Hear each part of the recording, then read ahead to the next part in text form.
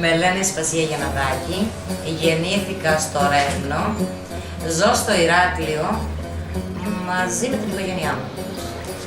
Δουλεύω στη ΔΕΗ ΑΕ, ασχολούμαι με εξυπηρέτηση πελατών, κάνω συμβόλαια, διορθώσεις λογαριασμών, πηγαίνω και ταμείο, εισπράξη λογαριασμών.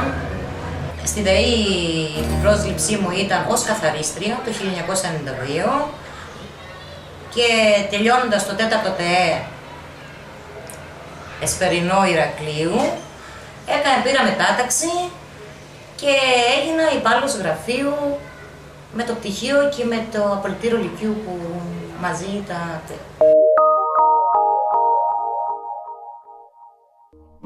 Στο σχολείο όχι, δεν ήταν κάτι που μου άρεσε. Μου άρεσε στο σχολείο, αλλά οι γονείς μου δεν είχαν αυτό που ήθελα εγώ να σπουδάσω, δεν θέλαν οι γονείς μου.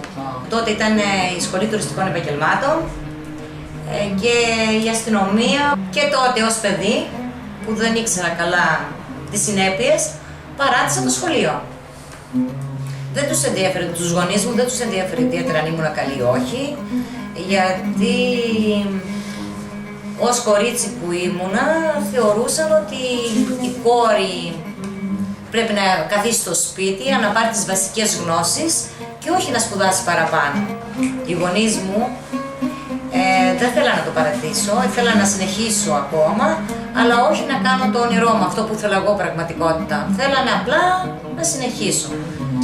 Όχι ιδιαίτερα, οι γονείς μου δεν αντέδρασαν ιδιαίτερα όταν το παράτησα. Δεν είπανε τίποτα, δεν με πιέσανε και εγώ ως παιδί τότε, ότι πρέπει για αυτό το λόγο να πάω στο σχολείο. Πολύ συγκεκριμένα τον μαθηματικό μου και αυτή που την Αγγλίδα μου έκανε αγγλικά, ότι με παροτρύνανε να μην το σταματήσω στο σχολείο και ότι θα με βοηθήσουν σε οτιδήποτε θέμα θέλω. Αποφάσισα να ξεκινήσω το σχολείο μετά 15 χρόνια. Μεγαλώνοντας τα παιδιά μου, είχα το όνειρο αυτό, μια κριτική πίσω στο βάθος του μυαλού μου, να πάω στο σχολείο κάποια στιγμή. Και έτσι αποφάσισα, μεγαλώνοντας τα παιδιά μου, να δουλεύω στη ΔΕΗ, όπως έχω προαναφέρει, ως καθαρίστρια, να πηγαίνω στο νυχτερινό.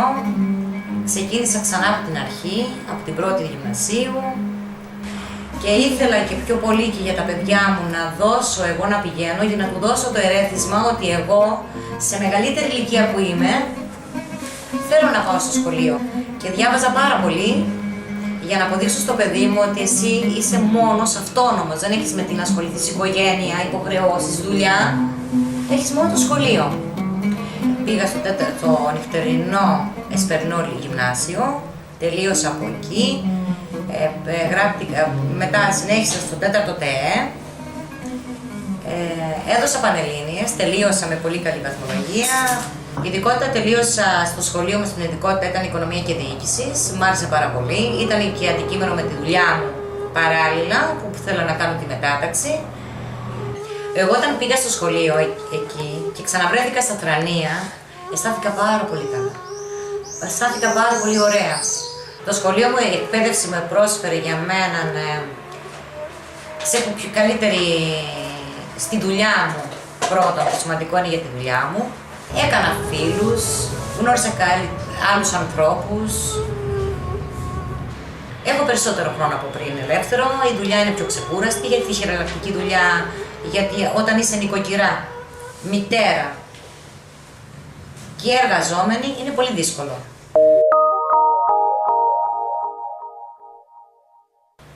Ναι, θεωρώ ότι έχασα πάρα πολλά και ότι να είχα τη γνώση που έχω τώρα, δεν θα σταματούσα το σχολείο. Θα του πρότεινα να μην το παρατήσει στο σχολείο.